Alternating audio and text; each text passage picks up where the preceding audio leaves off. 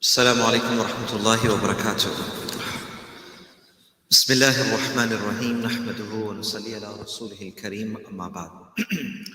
قال الله سبحانه وتعالى في القرآن المجيد والفرقان الحميد بعد أعوذ بالله من الشيطان الرجيم بسم الله الرحمن الرحيم حافظوا على الصلوات وصلاة الوسطى وقوموا لله قانتين.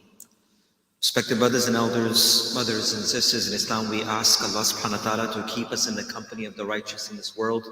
May Allah subhanahu wa ta'ala raise us amongst the righteous on the day of Qiyamah. May Allah subhanahu wa ta'ala fill our lives with mercy and rahmah, as all of us are in the need of the rahmah and the mercy of Allah subhanahu wa ta'ala. May Allah subhanahu wa ta'ala accept our qiyam, our standing, our siyam, our fasting, and our prayers and our charity, and make these days truly precious and noble for all of us.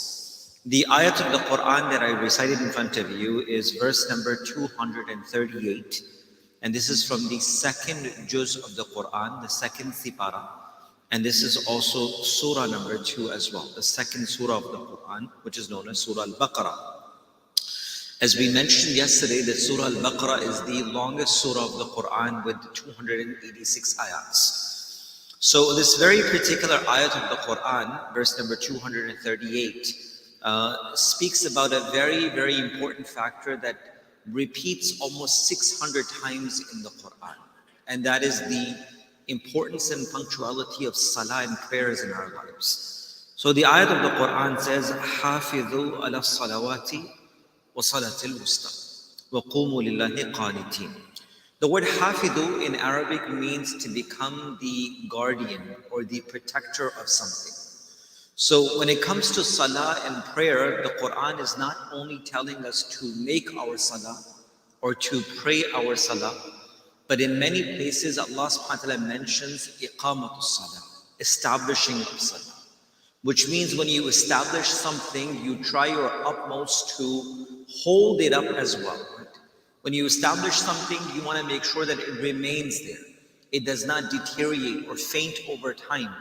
So when Allah subhanahu wa ta'ala talks about the establishment of salah, He does not mention just praying our salah or making our salah, but it's meant to be something that becomes established, rooted in our lives, that our lives become incomplete without salah. And that's the feeling that we really need to create in our lives. And brothers and sisters, the month of Ramadan is that best time to become attached to salah, to become connected to salah, that if we're not making salah and prayer, it feels as though that something is missing in our life. Right?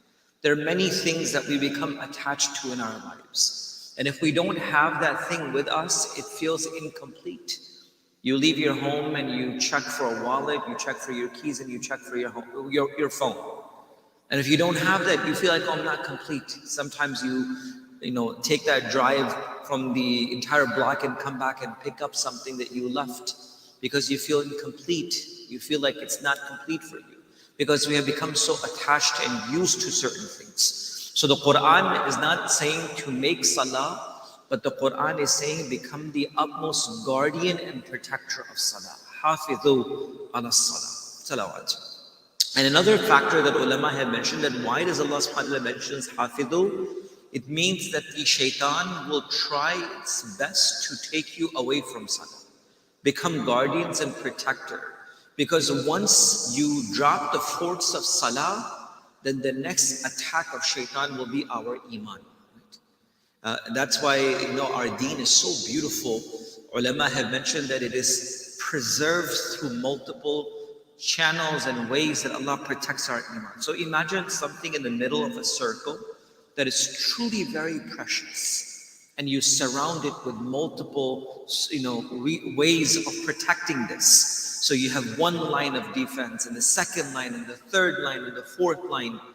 And subhanAllah, all of these are the means of protection. So ulama have mentioned that our nafal, our sunnah, our faraiz are all these lines of protection.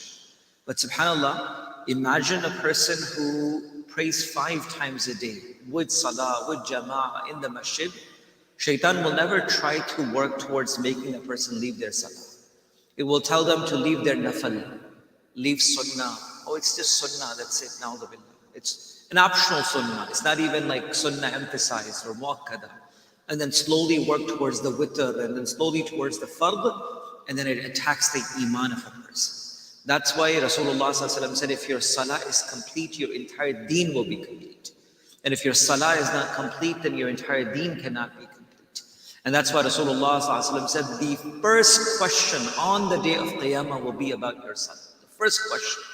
And the Nabi of Allah, right prior to his demise, he continuously said, As-salah, as-salah, as-salah, wa ma malakat ayman. Oh my people, don't forget salah. Do not forget salah. Do not forget salah, and be careful for those that Allah has made you guardian upon. So the Quran is saying, Hafidhu ala salat. Become the utmost guardian and protector over salah, wa salatil wusta, and the middle salah. Now, what is this middle salah that we're talking about? Quickly, because of the lack of time. Wa salatul wusta, there are 2 interpretations. The most acceptable, or the majority of the scholars have mentioned, wa salatul wusta means asr salah, the middle prayer, which means that you had the morning, meaning fajr and dhuhr, then the middle prayer is asr, and then maghrib and isha, which is the evening, the night prayers. Why is it known as salatul wusta asr? Ulama have mentioned that it was the day of Khandaq, the day of trenches. If you remember the seerah of Rasulullah sallallahu alaihi wasallam, there was a moment that the entire army surrounding Medina, the Quraysh and others, had gathered together to come and attack the Muslims. So the only way for the protection of the Muslims in the city of Medina was to dig a trench so that it can keep a little bit of distance between them and the disbelievers. Inshallah, when the ayats come, we'll discuss them in detail. But they began to dig this trench because of the mashwara and the opinion of Salman al-Farsi radiyallahu anhu. So they began to dig. There are 7 masajid, known as Sab'a masajid, even till today, subhanAllah, in Medina, where there were the spots of the Sahaba that Rasulullah designated. So during the battle of Khandaq, Rasulullah became so preoccupied in preparation for the Khandaq, for the safety of the Muslims, that their Asr Salah became very delayed. Meaning it was always almost coming to the end of the time of Asr and beginning of Maghrib. And a Sahabi reminded and said, Ya Rasulullah, we forgot to make Asr. They became so occupied. And the Nabi of Allah made a dua against the Quraysh. Well, he said, may those people be destroyed who have occupied us from Salatul Wusta to be performed on time. So there's a hadith where Nabi of Allah said that these people made us so occupied that we almost missed our Salatul Wusta. So some scholars have derived from this hadith that this ayat means Salatul Asr. Why Salatul Asr? Because it is almost the mid or the time when people are at the climax of their businesses, works, wrapping things up. So do not let your work and responsibilities, and of course we have to fulfill our work and responsibility, but do not become so engaged that it becomes a means of missing our salah and our prayers. Do not become so occupied in your occupations that you miss the faridah and obligation of salah itself. And that's why the importance of Salatul Wusta, Asr Salah, has been mentioned. Another interpretation before I conclude, some of the scholars have mentioned that Salatul Wusta means the Fajr Salah. Why? This is the weaker opinion, but there is an opinion, that's why I share this with you. Because in Islam, the day begins, meaning an Islamic day begins post-Maghrib. So when you start a new day, a new calendar, you begin from post-Maghrib Salah. So Maghrib and Isha is considered as one portion, and then Fajr is the middle Salah, and then it's Zuhr and Asr during the day itself. So the middle Salah, from that perspective of the beginning of the day from Maghrib, becomes Salatul Fajr, which means that Salatul Fajr has the utmost importance in our lives. That's why the Nabi of Allah said, Fajr and Isha are extremely difficult on munafiqeen. Hadith of Rasulullah. These are not my words. The Nabi of Allah said, Fajr and Isha will be extremely difficult on the munafiqeen. And that's why the Nabi of Allah says, those who frequent the masjid give the witness of their iman on the day of Qiyamah.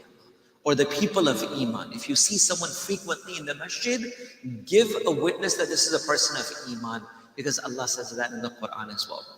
وَقُومُوا لِلَّهِ قَانِتِينَ, and become fast and stand for the sake of Allah with utmost humility and humbleness. The word qaniteen, and I'll conclude with this, the word qaniteen in Arabic refers to khashi'een, which means the ones who have the utmost fear of Allah, consciousness of Allah, awareness of Allah, meaning bring your entire lives to the obedience of Allah. Do your actions or perform your actions in accordance to the commands of Allah subhanahu wa ta'ala. So, few important things in this ayat of the Quran. This is chapter number 2, Sipara, juz number 2, verse number 238. Allah subhanahu wa ta'ala reminds us of the protection of salawat. Not just making prayers, but hafidhu, protect, guardian, safety of salat. Your time, be careful for all times. Do not let shaitan or evil take us away from you. Protect your salawat and your prayers. Become punctual on it. And specifically, the middle salah, which means things or times when you feel more occupied.